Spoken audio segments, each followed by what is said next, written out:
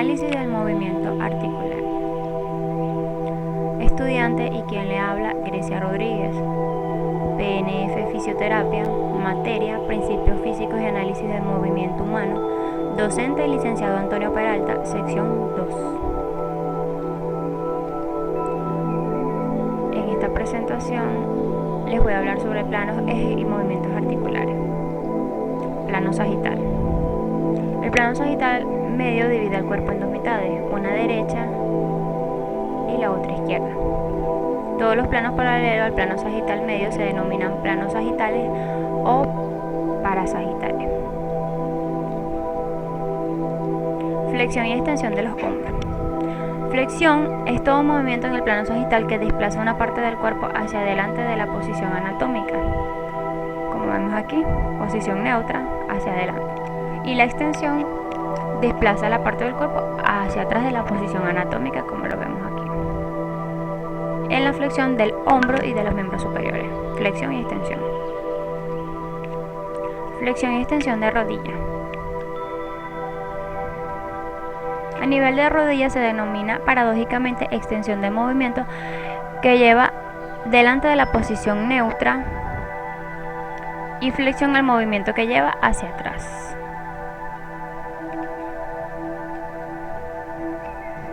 A nivel de tobillo se denomina paradójicamente extensión de movimiento que lleva al segmento distal pie hacia adelante y flexión cuando se lleva hacia atrás, como lo vemos aquí en el caso.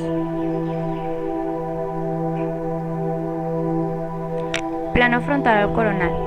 Es cualquiera de los planos perpendiculares a los planos sagital y vertical que dividen el cuerpo en dos partes, una anterior y una posterior, lo que producen movimientos de abducción y aducción.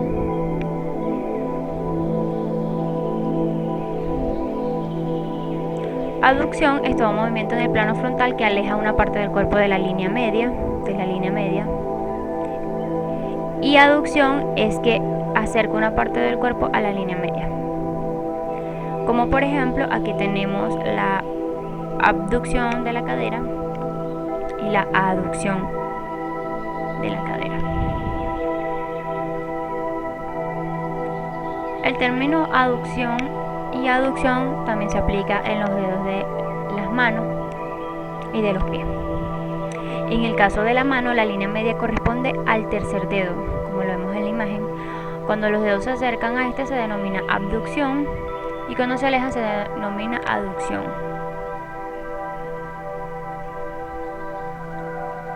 En el caso del pie, la línea media corresponde a la línea media del segundo dedo, como lo vemos acá. Los que se acercan a esta se denomina abducción y los que se alejan se denomina aducción. Inclinación lateral del raquis.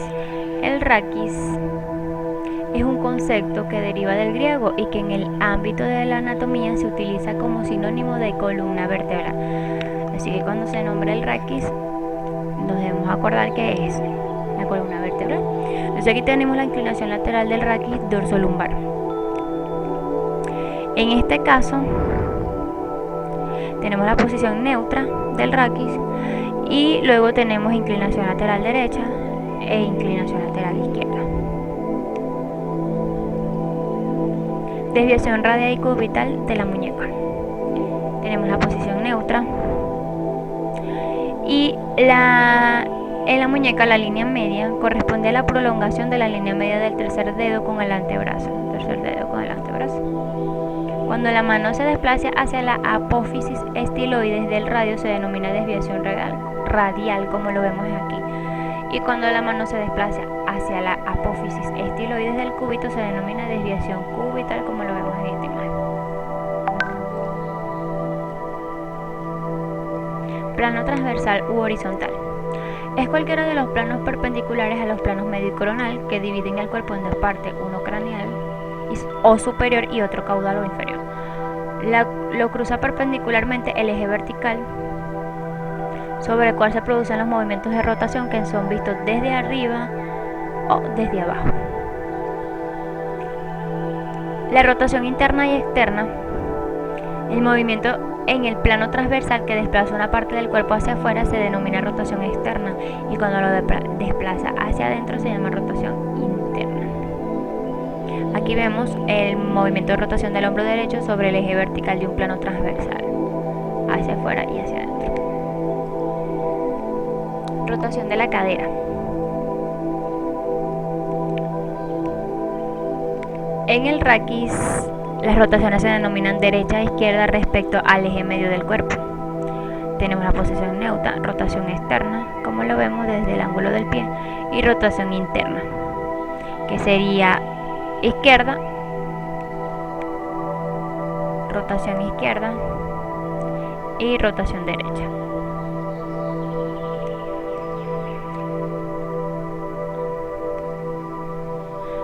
Otro movimiento del raquis desde la vista desde esta rotación es de la columna cervical. Tenemos la posición neutra y tenemos la rotación izquierda y la rotación derecha.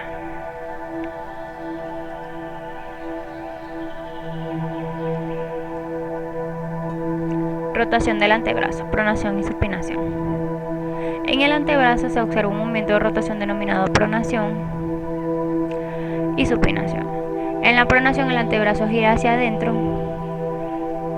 llevando la palma de la mano hacia abajo, como lo vemos acá en la imagen, y en la supinación la gira hacia afuera, llevando la palma de la mano hacia arriba.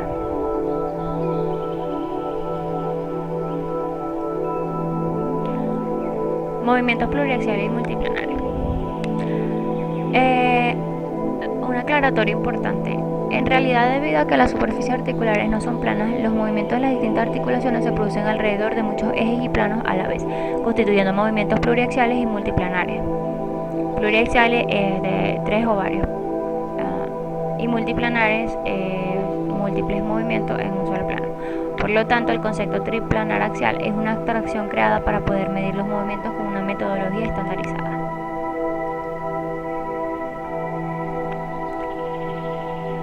Arco de movimiento. Es la cantidad de movimiento expresada en grados que presenta una articulación en cada uno de los 3 planos del espacio. Pero en esto existen factores que influyen en el arco de movimiento, los cuales son los tipos de articulación, porque cada articulación posee un arco de movimiento característico que las distingue de otras. Esto depende fundamentalmente de su anatomía. Según el tipo de movimiento que presentan las articulaciones, se clasifican en diartrosis o sinoviales, y estas a su vez se subdividen en artrosis, que son aquellas articulaciones de superficie esférica y permiten movimientos en todas las direcciones. Por ejemplo, la articulación coxofemoral, compuesta por el coxis y el fémur. Condiloartrosis. Los cóndilos presentan superficies convexas que se articulan con superficies cóncavas. Ejemplo, la articulación temporomaxilar.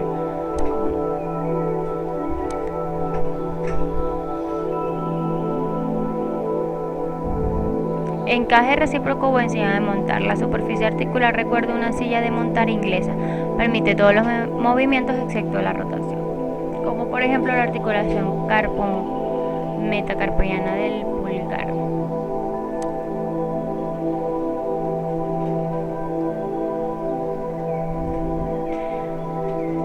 Trocleartrosis o ginglimoides. Permite movimiento solo de flexión y extensión, como por ejemplo la articulación femorotibial.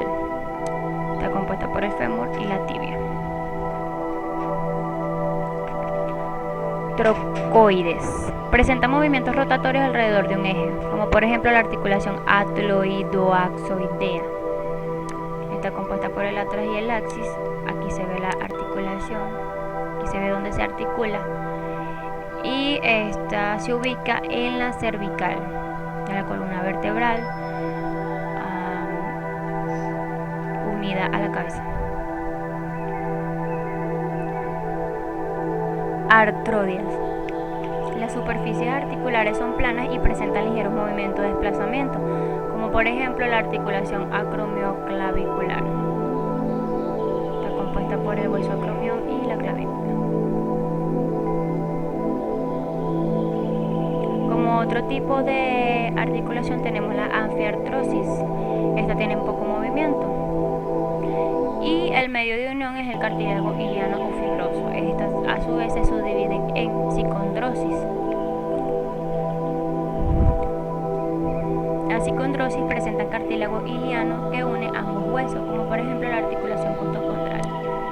Lleva el nombre costocondral porque son en las costillas. También tenemos la sínfisis. En este caso los elementos esqueléticos están unidos por fibrocartílago, como por ejemplo la articulación de la sínfisis pubiana que vemos acá.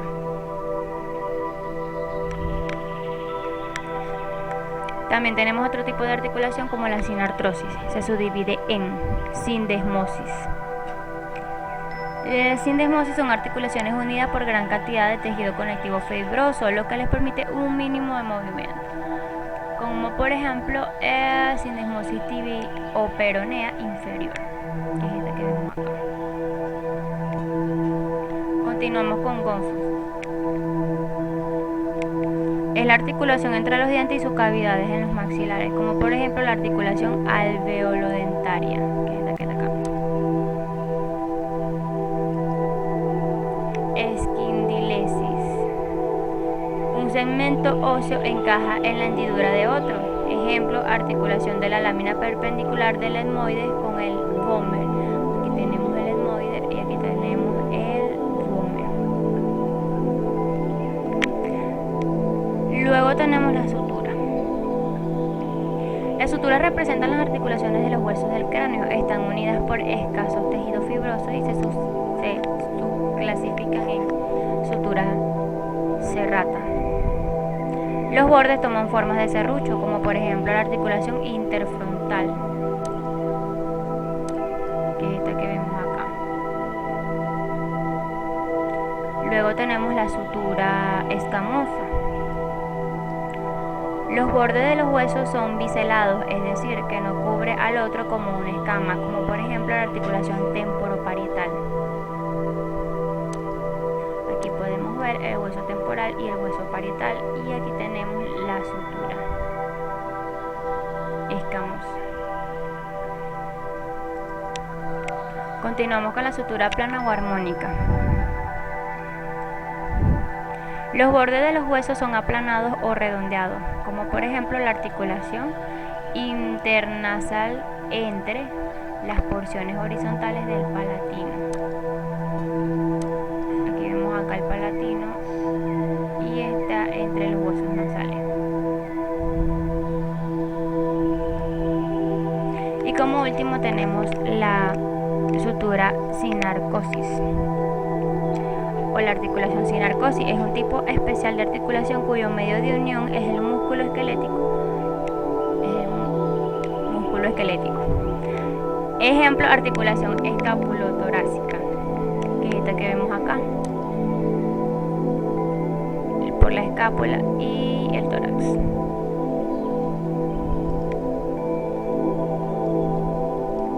Integridad de los elementos anatómicos.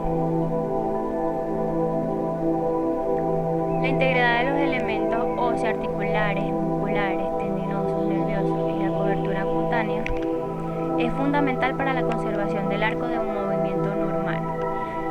Integridad sería como un buen estado de salud para poder tener un arco de movimiento normal. Estado de conciencia. Los movimientos activos son aquellos que se realizan por propia voluntad. Solo son posibles en personas conscientes. En cambio, los movimientos pasivos son aquellos que se producen por una fuerza externa y no depende de que la persona esté consciente. Por último, tenemos las características individuales para el arco de movimiento. La edad. El arco de movimiento es mayor en los niños que en los adultos. Esta característica va disminuyendo a medida que el niño va creciendo. El sexo. En general, se puede decir que la mujer posee mayor movilidad articular que el hombre. Esto gracias a la laxitud ligamentosa. Sin embargo, esto no se observa en todas las ocasiones, ni en todas las articulaciones, ni en todos los planos de movimiento. También una de las características es la cultura. Se ha comprobado que la influencia de la cultura puede generar mayor amplitud de la movilidad articular. Por ejemplo, se ha demostrado un aumento de arco de movimiento en las articulaciones de los miembros inferiores en poblaciones de Arabia Saudita y China que pasan mucho tiempo en posición de cunclilla. Este que vemos acá. El entrenamiento. Los deportistas y los bailarines profesionales, sobre todo, si el entrenamiento comienza en edad temprana, presentan arcos de movimientos mayores que el resto de la población. Y otra de las características es la complexión física. Los individuos obesos o de gran masa muscular presentan arcos de movimientos menores que los individuos delgados, debido a que el exceso de tejido impide que la articulación complete todo el recorrido de su arco de movimiento. Esto ha sido todo. Reciba un cordial saludo.